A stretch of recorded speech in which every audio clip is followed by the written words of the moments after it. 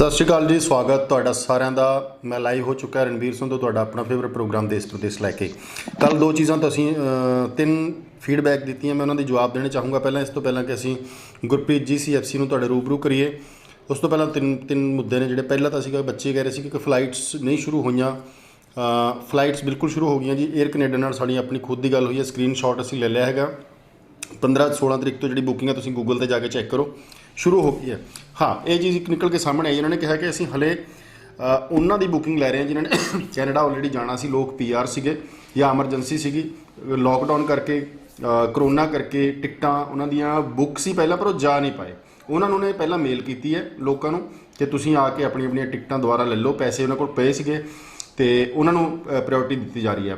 ਦੂਜਾ, ਉਹਨਾਂ ਨੇ ਕਿਹਾ ਕਿ ਬਹੁਤ ਐਮਰਜੈਂਸੀ ਵਾਲੇ ਲੋਕ ਜਿਹੜੇ ਨੇ ਉਹ ਵੀ ਲੈ ਕੇ ਜਾਏ ਜਾਣਗੇ, ਜਿਨ੍ਹਾਂ ਨੂੰ ਐਮਰਜੈਂਸੀ ਹੈਗੀ ਹੈ, ਬਹੁਤ ਐਮਰਜੈਂਸੀ ਹੈਗੀ ਹੈ। ਹੁਣ ਐਮਰਜੈਂਸੀ ਦੀ ਡੈਫੀਨੇਸ਼ਨ ਕੀ ਹੈ ਉਹ ਵੀ ਦੱਸੀ ਜਾਏਗੀ। ਤੀਸਰਾ ਤੁਹਾਡਾ ਮੁੱਦਾ ਸੀਗਾ ਜੀ ਕਿ ਅਸੀਂ ਕਾਲਸ ਨਾ ਲਈਏ, ਕਿ ਤੁਹਾਨੂੰ ਟੌਪਿਕ ਜਿਹੜਾ ਹੈਗਾ ਉਹ ਸਮਝ ਨਹੀਂ ਆਉਂਦਾ। ਜਿਸ ਦੀ ਕਾਲ ਲੱਗ ਜਾਂਦੀ ਹੈ ਉਹ ਬੈਨੀਫਿਟ ਲੈ ਜਾਂਦਾ ਅਤੇ ਬਾਕੀ ਰਹਿ ਜਾਂਦੇ ਨੇ। ਦੇਖੋ ਹੁਣ ਤੁਹਾਡੇ ਲਈ ਹੈ ਕਾਲ, ਤੁਸੀਂ ਚਾਹੁੰਦੇ ਹੋ ਲਈ ਜਾਵੇ ਤਾਂ ਮੈਸੇਜ ਪਾ ਦਿਓ, ਨਹੀਂ ਲਈ ਜਾਵੇ ਤਾਂ ਵੀ ਪਾ ਦਿਓ। ਜਾਂ ਫਿਰ ਇਹ ਹੋ ਸਕਦਾ ਕਿ ਅਸੀਂ 15 ਮਿੰਟ ਤੁਹਾਡੇ ਨਾਲ ਡਿਸਕਸ਼ਨ ਕਰੀਏ ਅਤੇ ਉਸ ਤੋਂ ਬਾਅਦ ਕਾਲਸ ਲੈ ਲਈਏ। ਤੀਸਰਾ ਇਹਦਾ ਆਪਸ਼ਨ ਮੈਂ ਦੱਸ ਦੇਵਾਂ ਤੁਹਾਨੂੰ, ਜਿਹੜਾ ਮੈਨੂੰ ਵਧੀਆ ਲੱਗਦਾ ਹੋਇਆ, ਕਿ ਤੁਸੀਂ 20 ਮਿੰਟ 25 ਮਿੰਟ ਸਾਡੀ ਗੱਲਬਾਤ ਸੁਣੋ, ਬੜੇ ਆਰਾਮ ਨਾਲ ਸੁਣੋ, ਕਾਗਜ਼ ਪੈਨ ਲੈ ਕੇ ਸੁਣੋ। ਕਾਗਜ਼ ਪੈਨ ਲੈਣ ਤੋਂ ਬਾਅਦ ਆਪਣੇ ਸਵਾਲ ਲਿਖ ਲਓ। ਉਹ ਜਿਹੜਾ ਇੱਕ ਨੰਬਰ ਅਸੀਂ ਫਲੈਸ਼ ਕਰ ਰਹੇ ਹਾਂ ਸਾਡੇ ਐਕਸਪਰਟਸ ਤਾਂ ਉਹਦੇ ਨਾਲ ਰਾਏ ਕਰ ਲਓ, ਠੀਕ ਹੈ। ਮੈਂ ਨਹੀਂ ਕਹਿੰਦਾ ਕਿ ਫਾਈਲ ਲਾਉਣੀ ਹੈ, ਉਹਨੂੰ ਦੱਸੋ ਆਪਣੀ ਸਮੱਸਿਆ, ਰਾਏ ਲੈ ਲਓ। ਰੋਜ਼ ਦੇ ਰੋਜ਼ ਨਵੇਂ ਐਕਸਪਰਟ ਆ ਰਹੇ ਨੇ, ਸਾਰਿਆਂ ਦੇ ਨੰਬਰ ਰੱਖ ਕੇ ਤੁਸੀਂ ਸਾਰਿਆਂ ਨੂੰ ਕਾਲ ਕਰ ਸਕਦੇ ਹੋ। ਇਹ ਆਪਸ਼ਨ ਹੈਗੀ ਜੀ। ਤੀਸਰਾ ਜਿਹੜਾ ਮੁੱਦਾ ਹੈਗਾ ਇਸ ਵਕਤ ਵਿਦਿਆਰਥੀਆਂ ਦਾ, ਉਹ ਹੈਗਾ ਕਿ VFS ਜਿਹੜੀ ਹੈ, VFS ਹਲੇ ਕਿਸੇ ਵੀ ਤਰ੍ਹਾਂ ਦੀ ਕੋਈ ਆਫੀਸ਼ੀਅਲੀ ਅਨਾਊਂਸਮੈਂਟ ਕਰਨ 'ਚ ਰਾਜੀ ਨਹੀਂ ਹੈ, ਨਾ ਹੀ ਸਾਨੂੰ ਉਹ ਕੁਝ ਦੱਸ ਰਹੀ। ਹਾਂ, ਉਹਨਾਂ ਨੇ ਜ਼ਰੂਰ ਕਿਹਾ ਕਿ ਅਸੀਂ ਖੋਲ੍ਹਦੇ ਹਾਂ, ਆਪਣਾ ਕੰਮ ਕਰਦੇ ਹਾਂ। ਹਲੇ ਫਿੰਗਰ ਜਿਹੜੇ ਨੇ ਉਹ ਸ਼ੁਰੂ ਨਹੀਂ ਕੀਤੇ ਗਏ। ਚੌਥੀ, ਕੁਛ ਅਨਾਊਂਸਮੈਂਟਸ ਵੱਖ-ਵੱਖ ਦੇਸ਼ਾਂ ਤੋਂ ਆਈਆਂ ਨੇ, ਜਿਵੇਂ ਕੈਨੇਡਾ ਨੇ ਐਡਮਿਸ਼ਨ ਦੇਣੀ ਸ਼ੁਰੂ ਕਰਤੀ ਵਿਦਆਊਟ ਆਇਲਸ, ਠੀਕ ਹੈ। ਆਸਟ੍ਰੇਲੀਆ ਜਲਦੀ ਇਹ ਪਲਾਨ ਬਣਾ ਰਿਹਾ ਕਿ ਜੁਲਾਈ ਦੇ ਵਿੱਚ ਬੱਚਿਆਂ ਨੂੰ ਕਿਵੇਂ ਲੈ ਕੇ ਜਾਣਾ ਹੈ, ਜਾਂ ਜਿਹੜੇ ਐਮਰਜੈਂਸੀ ਕੇਸਿਸ ਨੇ, ਸਪੌਸ ਕੇਸਿਸ ਨੇ, ਉਹਨਾਂ ਨੂੰ ਕਿਵੇਂ ਲੈ ਕੇ ਜਾਣਾ, ਇਹਦੇ ਬਾਰੇ ਸ਼ਾਇਦ ਜਲਦੀ ਅਨਾਊਂਸਮੈਂਟ ਹੋ ਸਕਦੀ ਹੈ। ਖੈਰ, ਬਾਕੀ ਦੀਆਂ ਗੱਲਾਂ ਬਾਤਾਂ ਆਪਾਂ ਚੱਲਦੇ ਸ਼ੋਅ ਦੇ ਵਿੱਚ ਕਰਾਂਗੇ। ਗੁਰਪ੍ਰੀਤ ਜੀ, ਸਵਾਗਤ ਤੁਹਾਡਾ। ਸਤਿ ਸ਼੍ਰੀ ਅਕਾਲ। ਸਤਿ ਸ਼੍ਰੀ ਅਕਾਲ ਰਣਵੀਰ ਜੀ, ਔਰ ਮੇਰਾ ਸਾਰੇ ਦਰਸ਼ਕਾਂ ਨੂੰ ਮੇਰੇ ਵੱਲੋਂ ਪਿਆਰ ਭਰੀ ਸਤਿ ਸ਼੍ਰੀ ਅਕਾਲ। ਠੀਕ ਹੈ ਜੀ। ਅੱਛਾ ਗੁਰਪ੍ਰੀਤ ਜੀ, ਪਹਿਲਾਂ ਤਾਂ ਬੱਚੇ ਤਕਰੀਬਨ ਕਹਿ ਰਹੇ ਨੇ ਜੀ, ਕੋਈ ਕਹਿੰਦਾ ਲਓ ਕਾਲਸ, ਕੋਈ ਕਹਿੰਦਾ ਨਾ ਲਓ, ਕੋਈ ਕਹਿੰਦਾ ਲਓ। ਚਲੋ ਸਾਂਝੀ ਰਾਏ ਆਪਾਂ ਜ਼ਰੂਰ ਬਣਾ ਲਾਂਗੇ ਜੀ। ਪਹਿਲਾਂ ਤਾਂ ਮੈਂ ਆਊਂਗਾ ਇਸ ਵਕਤ, ਤੁਹਾਡਾ ਜਿਹੜਾ ਹੈਗਾ ਅੱਜ ਦਾ ਟੌਪਿਕ ਹੈ ਵੀ ਕੈਨੇਡਾ ਆਸਟ੍ਰੇਲੀਆ ਨੂੰ ਕਦੋਂ ਬੱਚਿਆਂ ਨੂੰ ਅਪਲਾਈ ਕਰਨਾ ਚਾਹੀਦਾ ਹੈ ਨਾ ਜੀ, ਕਿਹੜੇ ਇਨਟੇਕ ਦੇ ਵਿੱਚ ਬੱਚੇ ਜਾ ਪਾਉਣਗੇ। ਪਹਿਲਾਂ ਤਾਂ ਆਸਟ੍ਰੇਲੀਆ 'ਤੇ ਆ ਜਾਈਏ ਆਪਾਂ। ਕੈਨੇਡਾ ਦੇ ਆਸਟ੍ਰੇਲੀਆ ਦੇ ਕਿਹੜੇ ਇਨਟੇਕ ਦੇ ਵਿੱਚ ਇਸ ਵਕਤ ਬੱਚਾ ਅਪਲਾਈ ਕਰ ਸਕੇਗਾ? ਰਣਵੀਰ ਜੀ, ਜੋ ਆਸਟ੍ਰੇਲੀਆ ਦੀ ਸਾਨੂੰ ਸਿਚੁਏਸ਼ਨ ਆ, ਜਿਹੜੇ ਉਹਨਾਂ ਦੇ ਪ੍ਰਾਈਮ ਮਿਨਿਸਟਰ ਦੇ ਬਿਆਨ ਆਏ ਨੇ, ਜੋ ਉਹਨਾਂ ਨੇ ਦੱਸਿਆ ਹੈ, ਜੋ ਵੀ ਉੱਧਰੋਂ ਅਪਡੇਟ ਆ ਰਹੀਆਂ ਨੇ, ਸਾਨੂੰ ਉਸ ਤੋਂ ਐਨਾਲਾਈਜ਼ ਕਰਕੇ ਅਸੀਂ ਇਹ ਚੀਜ਼ ਜੱਜ ਕੀਤੀ ਹੈ ਕਿ ਬੱਚੇ ਨਵੰਬਰ-ਅਕਤੂਬਰ ਇਨਟੇਕ ਦੇ ਲਈ ਜਾ ਸਕਣਗੇ। ਔਰ ਸਟਾਰਟ ਕਰਦੇ ਨੇ ਆਪਣੀਆਂ ਜਿਹੜੀਆਂ ਵੀ ਗਾਈਡਲਾਈਨਸ ਨੇ, ਆਪਣੇ ਜਿਹੜੇ ਵੀ ਕੰਸਲਟੈਂਟ ਤੋਂ ਸਮਝਣੀਆਂ ਨੇ ਉਹ ਸਮਝਣੀਆਂ ਸ਼ੁਰੂ ਕਰ ਦੇਣ। ਜੋ ਵੀ ਚੀਜ਼ਾਂ ਹੈ, ਉਹ ਆਪਣਾ ਪੇਪਰ ਵਰਕ ਹੈ, ਉਹ ਪਹਿਲਾਂ ਹੀ, ਹਜੇ ਐਡਮਿਸ਼ਨਸ ਸਟਾਰਟ ਹੋਣੀਆਂ ਉਸ ਤੋਂ ਪਹਿਲਾਂ ਹੀ ਆਪਣੀਆਂ ਐਡਮਿਸ਼ਨਸ ਦਾ ਪੇਪਰ ਵਰਕ ਔਰ ਜੋ ਵੀ ਅਸੈਸਮੈਂਟ ਆਪਣੇ ਏਜੰਟਸ ਤੋਂ ਲੈਣੀ ਆ ਉਹ ਪਹਿਲਾਂ ਹੀ ਲੈ ਕੇ ਰੱਖ ਲੈਣ। ਜੇ ਨਵੰਬਰ ਇਨਟੇਕ ਦੇ ਲਈ ਡਾਇਫਰ ਹੁੰਦੇ ਆ ਤਾਂ ਬਹੁਤ ਸਾਰੇ ਸਟੂਡੈਂਟ ਹੈ ਜਿਹੜੇ ਕਿ ਵੇਟ ਕਰ ਰਹੇ ਨੇ, ਜਿਹੜੇ ਆਨਲਾਈਨ ਕਲਾਸਿਸ ਵੀ ਲੈ ਰਹੇ ਨੇ ਇੱਥੋਂ, ਅਤੇ ਉਹਨਾਂ ਨੇ ਵੀ ਨਵੰਬਰ ਤੱਕ ਜਿਹੜਾ ਕਿ ਅਪਲਾਈ ਕਰਨਾ ਹੈ। ਅਤੇ ਇਸ ਕਰਕੇ ਨਵੰਬਰ-ਅਕਤੂਬਰ ਸਾਨੂੰ ਪੂਰੀ ਉਮੀਦ ਹੈ ਕਿ 2020 ਦੇ ਵਿੱਚ ਸਟੂਡੈਂਟ ਨਵੰਬਰ ਦੇ ਵਿੱਚ ਹਰ ਹਾਲ ਦੇ ਵਿੱਚ ਜਾਏਗਾ ਹੀ ਜਾਏਗਾ। ਮੰਨ ਲਓ ਗੁਰਪ੍ਰੀਤ ਜੀ, ਇਹ ਆਸਟ੍ਰੇਲੀਆ ਨਹੀਂ ਖੁੱਲ੍ਹਦਾ, ਟਰੈਵਲ ਨਹੀਂ ਹੁੰਦੀ, for example, online the Ki provision ਹੈ? ਆਨਲਾਈਨ ਕਲਾਸਿਸ ਬੱਚਾ ਲਾ ਪਾਏਗਾ? ਉਹਦੇ ਨੈਗੇਟਿਵ ਪੋਜ਼ੀਟਿਵ ਕੀ ਦੇਖਦੇ ਹੋ?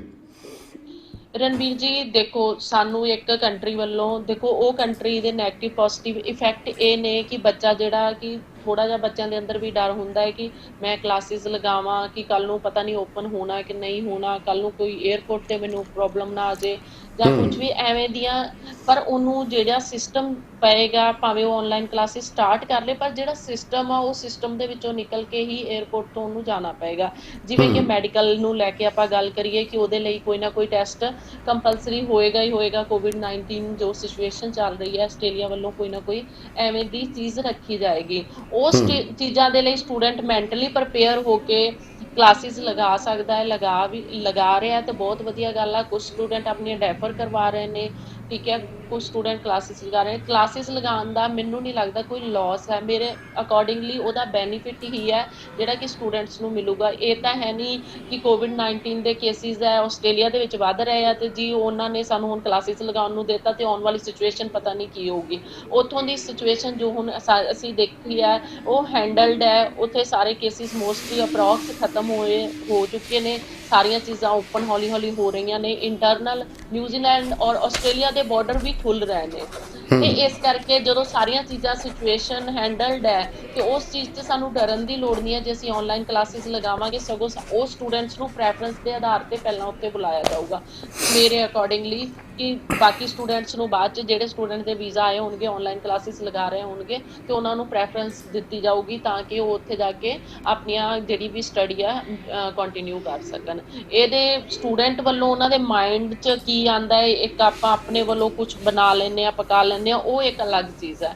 ਪਰ ਇਸ ਟਾਈਮ ਆਸਟ੍ਰੇਲੀਆ ਦੀ ਸਿਚੁਏਸ਼ਨ ਔਰ ਜੇ ਮੈਂ ਕੈਨੇਡਾ ਦੀ ਸਿਚੁਏਸ਼ਨ ਕਹਾਂ ਤੇ ਉਸ ਕੰਟਰੀ ਦੇ ਵਿੱਚ ਸਾਨੂੰ ਆਨਲਾਈਨ ਕਲਾਸਿਸ ਲਗਾਉਣ ਦੇ ਵਿੱਚ ਕੋਈ ਹਰਜ ਨਹੀਂ ਹੈ। ਆਨਲਾਈਨ ਸਗੋਂ ਕਲਾਸਿਸ ਸਾਨੂੰ ਲਗਾਉਣੀਆਂ ਚਾਹੀਦੀਆਂ। ਮੈਂ ਇੱਕ ਬੱਚਾ ਯੁਪਿੰਦਰ ਸਿੰਘ ਉਹਨਾਂ ਦੇ ਗੱਲ ਦਾ ਜਵਾਬ ਦੂੰਗਾ। ਉਹਨਾਂ ਨੇ ਕਿਹਾ ਹੈਲੋ ਸਰ, ਤੁਹਾਡੇ ਨਾਲ ਗੱਲ ਕਰਨੀ ਸੀ। ਜਿਹੜੇ ਸ਼ੋਅ ਦੇ ਵਿੱਚ ਕੰਸਲਟੈਂਟਸ ਹੁੰਦੇ ਨੇ ਕਿ ਪੰਜਾਬ ਗੌਰਮੈਂਟ ਤੋਂ ਅਪਰੂਵਲ ਲਾਇਸੈਂਸ ਕੰਸਲਟੈਂਟਸ ਨੇ, ਦੱਸੋ ਪਲੀਜ਼। ਇਹ ਕਾਨੂੰਨ ਬਣ ਚੁੱਕਿਆ ਜੀ ਹੁਣ, ਕੋਈ ਵੀ ਕੰਸਲਟੈਂਟਸ ਰੇਡੀਓ, ਟੀਵੀ, ਮੈਗਜ਼ੀਨ, ਅਖਬਾਰ ਜਾਂ ਜਿਹੜਾ ਵੀ ਕੋਈ ਅਥਾਰਟੀ ਸੈਂਟਰ ਸਰਕਾਰ ਜਾਂ ਪੰਜਾਬ ਸਰਕਾਰ ਤੋਂ ਮਨਜ਼ੂਰ ਸ਼ੁਦਾ, ਜਿਵੇਂ ਕਿ ਸਾਡੇ ਸਾਰੇ ਚੈਨਲਸ ਨੇ, ਉਹ ਕੋਈ ਸਟੇਟ ਗੌਰਮੈਂਟ ਦੇ ਨਾਲ ਜੁੜਿਆ ਹੈ, ਕੋਈ ਭਾਰਤ ਸਰਕਾਰ ਨਾਲ ਜੁੜਿਆ, ਉਹ ਬਿਨਾਂ ਲਾਇਸੈਂਸ ਅਪਰੂਵਡ ਜਿਹੜੇ ਕੰਸਲਟੈਂਟਸ ਨੇ ਉਹਨਾਂ ਤੋਂ ਬਿਨਾਂ ਉਹਦੀ ਐਡਵਰਟੀਜ਼ਮੈਂਟ ਨਹੀਂ ਕਰ ਸਕਦੇ, ਕਾਨੂੰਨੀ ਅਪਰਾਧ ਹੈ। ਹਾਂਜੀ, ਔਰ ਵਿਸ਼ੇਸ਼ ਜੀ ਹਾਂਜੀ, ਬਲਕਿ ਰਣਬੀਰ ਜੀ ਜਿਹੜੀ ਅਸੀਂ ਐਡਵਰਟੀਜ਼ਮੈਂਟ ਕਰ ਰਹੇ ਹਾਂ ਇਹਦੀਆਂ ਫੋਟੋ ਕਾਪੀਜ਼ ਬਕਾਇਦਾ ਕਿਹੜੇ ਟਾਈਮ ਤੇ ਸਾਡੀ ਐਡ ਚੱਲਦੀ ਆ ਸਾਰੀਆਂ ਇਹ ਫੋਟੋ ਕਾਪੀਜ਼ ਡੀਸੀ ਕੋਲ ਜਾਂਦੀਆਂ ਨੇ। ਜਿਹੜੇ ਸਾਡੇ ਵੀਜ਼ਾਸ ਆਏ ਹੁੰਦੇ ਨੇ, ਜਿਹੜੇ ਕੇਸਿਸ ਰਿਫਿਊਜ਼ ਹੁੰਦੇ ਨੇ, ਸਾਰੀਆਂ ਰਿਕਾਰਡ ਬਣ ਕੇ ਐਵਰੀ 2-3 ਮੰਥ ਬਾਅਦ ਸਾਡਾ ਡੀਸੀ ਕੋਲ ਰਿਕਾਰਡ ਜਾਂਦਾ ਹੈ। ਔਰ ਜਿਹੜੇ ਵੀ ਇਸ ਟਾਈਮ ਏਜੰਟ ਐਡ ਕਰ ਰਹੇ ਨੇ ਵਿਦਾਊਟ ਡੀਸੀ ਪਰਮਿਸ਼ਨ ਉਹ ਐਡ ਨਹੀਂ ਕਰ ਰਹੇ ਨੇ, ਡੀਸੀ ਨੂੰ ਤੋਂ ਉਹ ਪਰਮਿਸ਼ਨ ਲੈ ਕੇ ਹੀ ਐਡ ਕਰ ਰਹੇ ਨੇ। ਦੂਸਰਾ ਮੈਂ ਵੀ ਬੱਚੇ ਨੂੰ ਦੱਸਣਾ ਚਾਹੂੰਗਾ, ਸਾਡਾ ਸਭ ਤੋਂ ਪੁਰਾਣਾ ਮੰਚ ਹੈਗਾ ਜਦੋਂ ਇਹ ਲਾਅ ਆਇਆ ਸੀ, ਇੱਕ ਕਾਨੂੰਨੀ ਲਾਅ ਆਇਆ ਸੀਗਾ, ਕਾਨੂੰਨ ਤੌਰ ਤੇ ਕੰਸਲਟੈਂਟਸ ਨੂੰ ਲਾਇਸੈਂਸ ਲੈਣਾ ਪਊਗਾ। ਅਸੀਂ ਉਸੇ ਦਿਨ ਤੋਂ ਸਟਾਰਟ ਕਰਦਾ ਸੀ, ਐਫੀਡੈਵਿਟ ਲਿਆ ਜਾਂਦਾ ਕੰਸਲਟੈਂਟਸ ਵੱਲੋਂ ਕਿ ਮੈਂ ਕੁਝ ਗਲਤ ਨਹੀਂ ਕੀਤਾ, ਨਾ ਹੀ ਕਰਾਂਗਾ ਫਿਊਚਰ 'ਚ। ਜੇ ਉਹ ਕਰਦਾ ਵੀ ਹੈ ਤਾਂ ਉਹਦੀ ਐਡਵਰਟੀਜ਼ਮੈਂਟ ਰੇਡੀਓ, ਟੀਵੀ, ਅਖਬਾਰ ਜਿੱਥੇ ਵੀ ਚੱਲਦੀ ਹੈ ਉਹ ਬੰਦ ਕਰੇਗਾ। ਬਟ ਸਾਡੇ ਕੋਲ ਤਾਂ ਹੈ ਕਿ ਅਸੀਂ ਪਹਿਲਾਂ ਹੀ ਐਫੀਡੈਵਿਟ ਲੈ ਕੇ ਰੱਖਦੇ ਹਾਂ।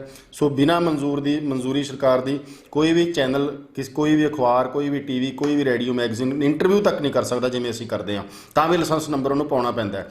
ਦੂਸਰਾ ਇਹ ਹੈ, ਜੇ ਕੋਈ ਆਪਣੇ ਬਿਹਾਫ ਤੇ ਕੋਈ ਆਪਣੀ ਫੇਸਬੁੱਕ, ਯੂਟਿਊਬ ਤੇ ਕਰਦਾ ਉਹਦੇ ਲਈ ਅਸੀਂ ਜ਼ਿੰਮੇਵਾਰ ਨਹੀਂ, ਕਿਉਂਕਿ ਬਹੁਤ ਸਾਰੀਆਂ ਅਜਿਹੀਆਂ ਕੰਪਨੀਆਂ ਵੀ ਨੇ ਜਿਹੜੀਆਂ ਕਿਸੇ ਦਾ ਲਾਇਸੈਂਸ ਨੰਬਰ ਯੂਜ਼ ਕਰਕੇ ਪੰਜਾਬ ਦੇ ਵਿੱਚ ਐਡਵਰਟੀਜ਼ਮੈਂਟ ਕਰ ਰਹੀਆਂ ਨੇ, ਆਪਣੇ ਸ਼ੋਅ ਕਰ ਰਹੇ ਨੇ। ਗੁਰਪ੍ਰੀਤ ਜੀ, ਕੰਮ ਦੀ ਗੱਲ ਤੇ ਆਉਂਦੇ ਜੀ, ਬੱਚੇ ਦਾ ਇੱਕ ਸਵਾਲ ਸੀਗਾ, ਖੈਰ ਮੈਨੂੰ ਫਰਜ਼ ਸੀ ਮੇਰਾ ਦੇਣਾ, ਉਹਨਾਂ ਨੇ ਸਵਾਲ ਪੁੱਛਿਆ, ਡਾਟ ਉਹਨਾਂ ਨੂੰ ਲੱਗਿਆ ਤਾਂ ਆਪਾਂ ਦਿੱਤਾ ਹੈਗਾ। ਜਰਮਨ ਨੇ ਸਟਾਰਟ ਕੀਤਾ ਜੀ ਕਿ ਤੁਸੀਂ ਆਪਣਾ ਕਲਾਸਿਸ ਲਓ, 2000 ਯੂਰੋ ਸਾਨੂੰ ਦੇ ਦਿਓ, ਜੇ ਤੁਹਾਡਾ ਵੀਜ਼ਾ ਨਹੀਂ ਹੁੰਦਾ ਅਸੀਂ ਤੁਹਾਨੂੰ ਵਾਪਸ ਕਰ ਦਾਂਗੇ। ਸੋ ਤੁਸੀਂ ਕੀ ਕਹਿਣਾ ਚਾਹੁੰਦੇ ਇਹਦੇ ਬਾਰੇ? ਰਣਬੀਰ ਜੀ, ਬਿਲਕੁਲ ਜਰਮਨ ਵੱਲੋਂ ਇਹੀ ਅਪਡੇਟ ਆਈ ਹੈ ਕਿ 2000 ਯੂਰੋ ਤੁਸੀਂ ਸਾਨੂੰ ਫੀਸ ਪੇ ਕਰੋ। ਜੇ ਤੁਹਾਡਾ ਕੱਲ ਨੂੰ ਵੀਜ਼ਾ ਰਿਫਿਊਜ਼ ਹੋ ਜਾਂਦਾ ਜਾਂ ਕੋਈ ਵੀ ਸਿਚੁਏਸ਼ਨ 'ਚ ਤੁਹਾਡੇ ਕੋਲੋਂ ਕੋਈ ਵੀ ਪ੍ਰੋਬਲਮ ਹੁੰਦੀ ਆ ਜਾਂ ਤੁਸੀਂ ਅੱਗੇ ਕੋਈ ਵੀ ਮਤਲਬ ਤੁਹਾਡਾ ਸੋਲਿਡ ਰੀਜ਼ਨ ਹੋਣਾ ਚਾਹੀਦਾ ਹੈ ਤੇ ਉਹ ਤੁਹਾਡੀ ਫੀਸ ਰਿਫੰਡ ਹੋ ਜਾਏਗੀ ਤੇ ਉਹਦੇ ਵਿੱਚ ਕੋਈ ਪ੍ਰੋਬਲਮ ਨਹੀਂ ਆ। ਜਰਮਨ ਵੱਲੋਂ ਇਹ ਚੀਜ਼ ਹੈ ਆਪਣੀ ਵੈਬਸਾਈਟ ਦੇ ਉੱਤੇ ਵੀ ਅਪਲੋਡ ਕੀਤੀ ਹੋਈ ਆ, ਕਾਲਜਿਸ ਨੇ ਵੀ ਅਪਲੋਡ ਕੀਤੀ ਹੋਈ ਆ ਔਰ ਬਕਾਇਦਾ ਸਾਨੂੰ ਉੱਥੋਂ ਜਿਹੜੀਆਂ ਵੀ ਸਾਡੇ ਅੱਗੇ ਮਤਲਬ ਅਸੀਂ ਜਿਹਦੇ ਨਾਲ ਗੱਲਬਾਤ ਕਰਦੇ ਨੇ ਅੱਗੇ ਇਮੀਗ੍ਰੇਸ਼ਨਸ ਦੇ ਵਿੱਚ ਵੀ ਅਸੀਂ ਗੱਲਬਾਤ ਕੀਤੀ ਆ ਕਿ ਹਾਂ ਬਈ ਇਹ ਕਾਲਜਿਸ ਰਜਿਸਟਰਡ ਨੇ ਔਰ ਉਹ ਕਾਲਜਿਸ ਕਹਿ ਰਹੇ ਨੇ ਜੇ ਬੱਚਾ ਆਪਣੀ ਕਲਾਸਿਸ ਲਗਵਾ ਰਿਹਾ ਆਨਲਾਈਨ, ਜੇ ਕੱਲ੍ਹ ਨੂੰ ਉਹਦਾ ਵੀਜ਼ਾ ਨਹੀਂ ਆਉਂਦਾ ਜਾਂ ਉਹਨੂੰ ਕੋਵਿਡ-19 ਕਰਕੇ ਜਾਂ ਕਿਸੇ ਵੀ ਕੋਈ ਸੋਲਿਡ ਰੀਜ਼ਨ ਹੋਣਾ ਚਾਹੀਦਾ, ਉਹਦੀ ਫੀਸ ਰਿਫੰਡ ਹੋ ਜਾਏਗੀ। ਜੀ, ਮੈਂ ਦੂਸਰਾ ਆਪਣੀ ਟੈਕਨੀਕਲ ਟੀਮ ਨੂੰ ਕਹੂੰਗਾ ਕਿ ਜਿਹੜਾ ਅਸੀਂ ਸਕਰੀਨਸ਼ਾਟ ਲਿਆ ਹੈਗਾ ਜਿੱਥੇ ਗੂਗਲ ਦੇ ਉੱਪਰ ਓਪਨ ਹੋ ਗਿਆ ਹੈ, ਟਿਕਟਿੰਗ ਦੀ ਬੁਕਿੰਗ ਸ਼ੁਰੂ ਹੋ ਗਈ ਹੈ, ਉਹ ਸਕਰੀਨਸ਼ਾਟ ਵੀ ਪਲੀਜ਼ ਪਾ ਦਿਓ ਔਰ ਕੋਸ਼ਿਸ਼ ਕਰਾਂਗੇ ਕੱਲ੍ਹ ਨੂੰ ਜਿਹੜੀ ਗੱਲਬਾਤ ਕੀਤੀ ਹੈ, ਰਿਕਾਰਡਿੰਗ ਉਹਦੀ ਜਿਹੜੀ ਇੰਟਰਵਿਊ ਹੈ ਉਹ ਵੀ ਅਸੀਂ ਫਲੈਸ਼ ਕਰ ਦਈਏ ਕਿ ਕਿਹੜੇ ਤਰੀਕੇ ਨਾਲ ਹੁਣ ਅਸੀਂ ਕੈਨੇਡਾ ਦੀ ਟਿਕਟ ਜਿਹੜੀ ਹੈ ਬੁੱਕ ਕਰਵਾਵਾਂਗੇ। ਪਰ ਮੇਰੀ ਸਟੂਡੈਂਟਸ ਨੂੰ ਹਲੇ ਬੇਨਤੀ ਹੈ ਕਿ ਕੋਈ ਕਾਹਲੀ ਨਾ ਕਰਿਓ, ਇੱਕਦਮ ਭੱਜਣ ਦੀ ਕੋਸ਼ਿਸ਼ ਨਾ ਕਰੋ। ਜਿਨ੍ਹਾਂ ਦੇ 18 ਤੋਂ ਪਹਿਲਾਂ ਵੀਜ਼ੇ ਲੱਗੇ ਆ ਆਫੀਸ਼ੀਅਲੀ ਉਹ ਵੀ ਅਨਾਉਂਸਮੈਂਟ ਹੋਣ ਦਿਓ। ਜੀ ਗੁਰਪ੍ਰੀਤ ਜੀ, ਕੀ ਕਹਿਣ ਲੱਗੇ ਸੀ? ਬਿਲਕੁਲ ਰਣਬੀਰ ਜੀ, ਆਪਾਂ ਲਾਸਟ ਟਾਈਮ ਵੀ ਇਹੀ ਗੱਲ ਕੀਤੀ ਸੀ ਸ਼ੋਅ ਦੇ ਵਿੱਚ ਕਿ ਫਲਾਈਟਸ ਸ਼ੁਰੂ ਹੋਣੀਆਂ ਜਿਹੜੇ ਇੰਟਰਨੈਸ਼ਨਲ ਬਾਰਡਰ ਹੈ ਇਹ ਜ਼ਿਆਦਾਤਰ ਟਾਈਮ ਸੀਲ ਨਹੀਂ ਰਹਿ ਸਕਦੇ। ਇੰਟਰਨੈਸ਼ਨਲ ਜਿਹੜੀਆਂ ਇੱਥੋਂ ਸਾਡੇ ਕੰਟਰੀ ਦੇ ਵਿੱਚੋਂ ਉਹਨਾਂ ਨੂੰ ਜਿਹੜਾ ਬਿਜ਼ਨਸ ਜਾ ਰਿਹਾ ਉਹ ਬਿਜ਼ਨਸ ਤੋਂ ਬਿਨਾਂ ਉਹ ਕੰਟਰੀ ਨਹੀਂ ਚਲਾ ਸਕਦੇ।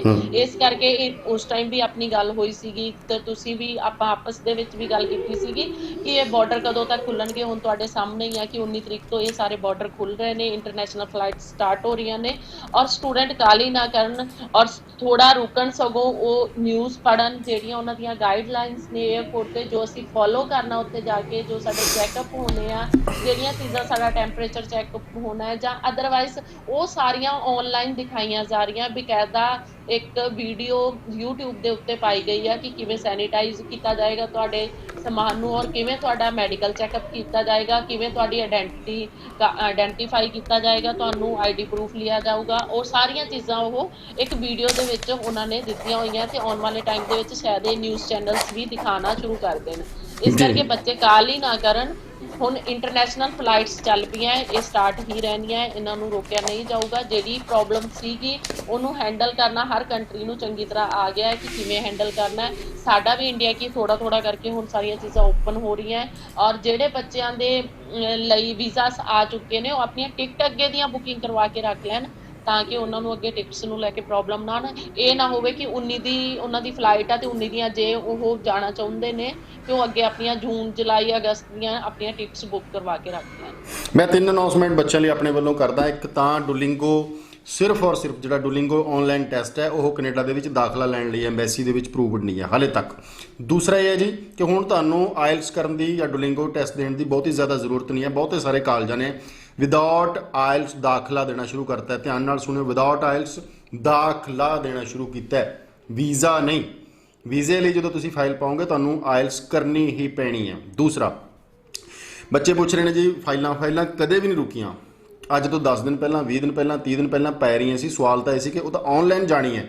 ਜਦੋਂ ਤੁਹਾਡੇ ਕੋਲ ਫਿੰਗਰ ਨਹੀਂ ਹੋਏ, ਤੁਹਾਡਾ ਮੈਡੀਕਲ ਨਹੀਂ ਹੋਇਆ ਜਾਂ ਕੋਈ ਹੋਰ ਚੀਜ਼ ਕਾਗਜ਼ ਪੱਤਰ ਰਹਿ ਗਿਆ ਫਿਰ ਫਾਈਲ ਨਹੀਂ ਪਏਗੀ। ਸੋ ਤੁਸੀਂ ਫਾਈਲ ਪਾ ਸਕਦੇ ਹੋ, ਅੱਜ ਵੀ ਪਾ ਸਕਦੇ ਹੋ, ਪਹਿਲਾਂ ਵੀ ਪਾ ਸਕਦੇ ਸੀ, ਫਿਊਚਰ 'ਚ ਵੀ ਪਾ ਸਕਦੇ ਹੋ। ਕਾਗਜ਼ ਪੱਤਰ ਪੂਰੇ ਹੋਣੇ ਚਾਹੀਦੇ ਨੇ ਜੀ। ਗੁਰਪ੍ਰੀਤ ਜੀ। ਹਾਂਜੀ ਗੁਰਪ੍ਰੀਤ ਜੀ, ਜੇ ਹੁਣ ਇਸ ਵਕਤ ਗੱਲ ਕਰੀਏ, ਜਿਵੇਂ ਬੱਚਾ, ਹਰ ਇੱਕ ਬੱਚੇ ਦਾ ਸਵਾਲ ਇਹੀ ਹੈਗਾ, ਉਹ ਕਾਹਲਾ ਹੈਗਾ ਜਾਣ ਨੂੰ ਕਿ ਕਿਵੇਂ ਫਾਈਲ ਪਾਈਏ ਜੀ, ਕਦੋਂ ਪਾਈਏ ਜੀ, ਕਿਵੇਂ ਕਰੀਏ, ਹੈ ਨਾ। ਸਭ ਤੋਂ ਵੱਡਾ ਸਵਾਲ ਤਾਂ 2 ਚੀਜ਼ਾਂ ਦਾ ਇਸ ਵਕਤ ਖੜਾ ਹੈਗਾ ਕਿ ਪਹਿਲਾਂ ਤਾਂ ਕੈਨੇਡਾ ਨੇ ਆਪਣੇ ਵੱਲੋਂ ਜੋ ਕਰਨਾ ਸੀ ਉਹ ਕਰਤਾ ਕਿ ਤੁਸੀਂ ਵਿਦਆਊਟ ਆਇਲਸ ਵੀ ਦਾਖਲਾ ਲੈ ਸਕਦੇ ਹੋ, ਡੁਲਿੰਗੋ ਰਾਹੀਂ ਵੀ ਲੈ ਸਕਦੇ ਹੋ, ਹੈ ਨਾ। ਤੇ ਬਹੁਤ ਜਲਦੀ ਉਹ ਬਾਰਡਰ ਵੀ ਖੋਲ੍ਹਣਗੇ। ਹੁਣ ਸਮੱਸਿਆ ਸਾਡੀ ਰਹਿ ਗਈ ਭਾਰਤ ਦੀ ਖਾਸ ਕਰ ਪੰਜਾਬ ਦੀ ਰਹਿ ਗਈ ਹੈ। ਇੱਕ ਤਾਂ VFS ਦੇ ਉੱਪਰ ਜਾ ਕੇ ਸਾਡੇ ਜਿਹੜੇ ਫਿੰਗਰ ਨੇ ਉਹਨਾਂ ਦੀ ਸਮੱਸਿਆ ਹਾਲੇ ਜਿਉਂ ਦੀ ਤਿਉਂ ਖੜੀ ਹੈ। ਦੂਸਰਾ ਦੇਖੋ, ਅਲਟੀਮੇਟਲੀ ਕਦੇ ਨਾ ਕਦੇ ਚਾਹੇ ਡੁਲਿੰਗੋ ਹੈ ਚਾਹੇ ਅਸੀਂ ਵਿਦਆਊਟ ਆਇਲਸ ਦਾਖਲਾ ਲੈ ਲਈਏ, ਪਰ ਵੀਜ਼ਾ ਲਈ ਸਾਨੂੰ ਆਇਲਸ ਚਾਹੀਦੀ ਹੋਏਗੀ। ਉਹ ਆਇਲਸ ਵਾਸਤੇ ਹਲੇ ਸੈਂਟਰ ਖੁੱਲ੍ਹਣਾ, ਪੇਪਰ ਨੂੰ ਦੇਣਾ, ਐਗਜ਼ਾਮਸ ਹੋਣਾ ਜਾਂ ਉਹਦਾ ਜਿਹੜਾ ਟੈਸਟ ਹੋਣਾ, ਉਸ ਤੋਂ ਬਾਅਦ ਰਿਜ਼ਲਟ ਆਉਣਾ, ਇਹ ਸਾਰਾ ਪ੍ਰੋਸੈਸ ਦਾ ਨਹੀਂ ਪਤਾ ਲੱਗ ਰਿਹਾ। ਕੋਈ ਇਹਦੇ ਬਾਰੇ ਹੈ ਅਪਡੇਟ ਤੁਹਾਡੇ ਕੋਲ? ਰਣਬੀਰ ਜੀ, ਜਿਹੜੀ ਮੈਂ ਗੱਲ ਕਰਾਂ, ਬੱਚੇ ਸਭ ਤੋਂ ਪਹਿਲਾਂ ਤਾਂ ਵੀਜ਼ਾ ਪੁੱਛਦੇ ਨੇ। ਵੀਜ਼ਾ ਉਦੋਂ ਤੁਸੀਂ ਅਪਲਾਈ ਕਰਨਾ ਜਦੋਂ ਤੁਹਾਡੇ ਸਾਰੇ ਪੇਪਰ ਵਰਕ ਪੂਰਾ ਹੋ ਗਿਆ, ਕੰਪਲੀਟ ਹੋ ਗਿਆ, ਐਡਮਿਸ਼ਨ ਹੋ ਗਈ, ਟਿਊਸ਼ਨ ਫੀਸ ਹੋ ਗਈ, GIC ਹੋ ਗਿਆ ਤੁਹਾਡਾ, ਠੀਕ ਹੈ। ਅੱਗੇ ਤੁਹਾਨੂੰ ਮੈਡੀਕਲ ਲਈ ਕੀ ਅਪਡੇਸ਼ਨ ਆਉਣੀ ਆ ਉਹ ਚੀਜ਼ਾਂ ਵਰਕਆਊਟ ਪ੍ਰੋਪਰ ਹੋਊਗਾ, ਉਸ ਤੋਂ ਬਾਅਦ ਆਊਗਾ। ਸਾਨੂੰ ਪੂਰੀ ਉਮੀਦ ਹੈ ਕਿ ਸਾਨੂੰ ਹੁਣ ਜੂਨ ਲਾਸਟ ਜੁਲਾਈ ਫਸਟ ਵੀਕ ਦੇ ਵਿੱਚ ਅਪਡੇਸ਼ਨ ਆ ਜਾਣਗੀਆਂ ਕਿ ਸਾਨੂੰ ਮੈਡੀਕਲ ਡਾਕੂਮੈਂਟ ਕਿਹੜਾ ਚਾਹੀਦਾ ਜਿਹੜਾ ਸਟੂਡੈਂਟਸ ਦਾ ਫਾਈਲ ਦੇ ਵਿੱਚ ਲੱਗਣਾ ਇੰਪੋਰਟੈਂਟ ਹੋਏਗਾ। ਦੂਸਰੀ ਗੱਲ ਆ ਕਿ ਸਟੂਡੈਂਟ ਹਮੇਸ਼ਾ ਇਹ ਡੁਲਿੰਗੋ ਕੋਰਸ ਕਰ ਲਾਂ, ਮੈਂ ਇਹ ਕਰ ਲਾਂ। ਪਿਛਲੀ ਵਾਰ ਵੀ ਮੈਂ ਇੱਕ ਆਈਲੈਟਸ ਲਈ ਉਹਨਾਂ ਨੂੰ ਪ੍ਰੈਪਰੇਸ਼ਨ ਲਈ ਇੱਕ ਚੀਜ਼ ਦਿੱਤੀ ਸੀਗੀ ਕਿ ਤੁਸੀਂ ਉਹ ਕਰ ਸਕਦੇ ਹੋ। ਤੀਸਰੀ ਗੱਲ ਰਣਵੀਰ ਜੀ, ਜਿਹੜੀ ਆਈਲੈਟਸ ਕਰਨਾ, ਆਈਲੈਟਸ ਦਾ ਬੱਚੇ ਨੇ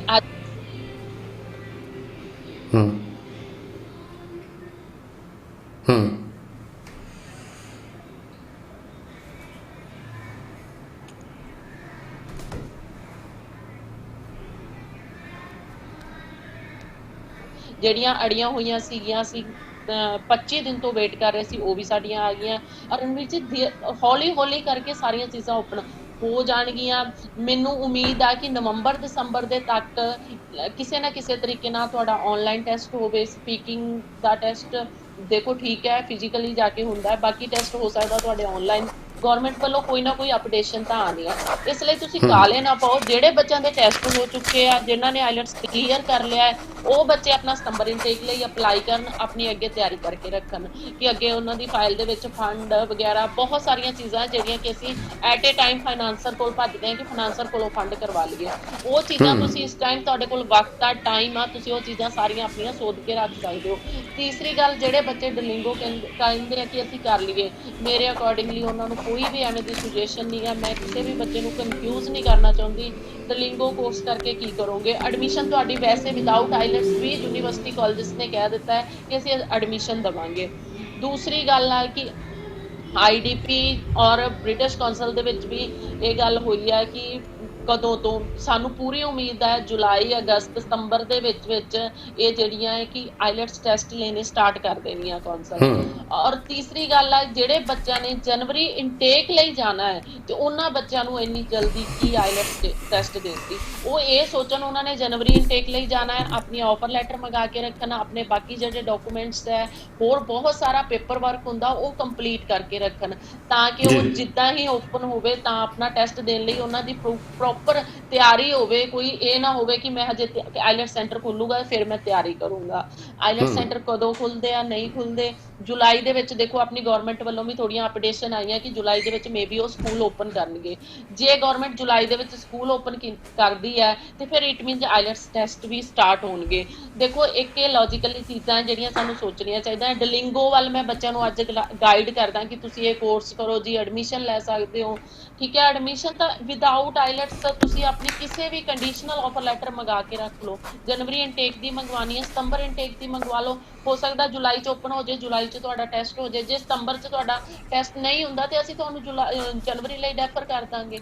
ਤੇ ਇਹ ਰਣਵੀਰ ਜੀ ਟੈਕਨੀਕਲ ਚੀਜ਼ਾਂ ਸਮਝਣ ਵਾਲੀਆਂ ਸਟੂਡੈਂਟਸ ਨੂੰ ਇਸ ਟਾਈਮ ਸਿਰਫ ਸਟੂਡੈਂਟ ਨੂੰ ਇਹ ਸੋਚਣਾ ਚਾਹੀਦਾ ਕਿ ਮੈਂ ਆਪਣੀ ਐਡਮਿਸ਼ਨ ਕਰਵਾ ਲਾਂ, ਕਿਉਂਕਿ ਮਈ ਇਨਟੇਕ ਦਾ ਸਾਰਾ ਸਟੂਡੈਂਟ ਸਤੰਬਰ ਇਨਟੇਕ ਲਈ ਡੈਫਰ ਹੋ ਚੁੱਕਿਆ ਹੈ। ਹੁਣ ਸਾਡੀਆਂ ਮੋਸਟਲੀ ਕਾਲਜ ਵੱਲੋਂ ਕਿਹਾ ਜਾ ਰਿਹਾ ਹੈ ਕਿ ਮੈਮ ਹੁਣ ਤੁਸੀਂ ਜਨਵਰੀ ਲਈ ਕਰੋ, ਬੱਚਿਆਂ ਨੂੰ ਜਨਵਰੀ ਲਈ ਕਰੋ। ਉਹਨਾਂ ਤੇ ਥੋੜਾ ਸਾਡਾ ਪ੍ਰੈਸ਼ਰ ਹੈ ਕਿ ਨਹੀਂ ਤੁਸੀਂ ਸਾਨੂੰ ਸਤੰਬਰ ਇਨਟੇਕ ਲਈ ਸੀਟਸ ਦਿਓ, ਕਿਉਂਕਿ ਸਾਡਾ ਬੱਚੇ ਜਿਹੜੇ ਨੇ ਕਿ ਉਹ ਜਨਵਰੀ ਲਈ ਰੈਡੀ ਨਹੀਂ, ਕਿਉਂਕਿ ਜਨਵਰੀ 'ਚ ਬਹੁਤ ਸਮਾਂ ਪਿਆ ਹੈ। ਇਸ ਕਰਕੇ ਜੇ ਬੱਚੇ ਐਡਮਿਸ਼ਨਸ ਕਰਵਾਉਣਗੇ, ਆਈਲੈਟਸ ਇਕੱਲਾ ਕਰਕੇ ਵੀ ਰਣਬੀਰ ਜੀ ਕੀ ਕਰਨਗੇ ਜੇ ਅੱਗੇ ਸਾਨੂੰ ਐਡਮਿਸ਼ਨ ਨਹੀਂ ਮਿਲੇਗੀ, ਆਫਰ ਲੈਟਰ ਨਹੀਂ ਮਿਲੇਗੀ? ਸਭ ਤੋਂ ਵੱਡਾ ਮੁੱਦਾ ਇਸ ਟਾਈਮ ਇਹ ਹੈ ਕਿ ਅਸੀਂ ਆਫਰ ਲੈਟਰ ਮੰਗਵਾ ਲਈ ਆਪਣੀ।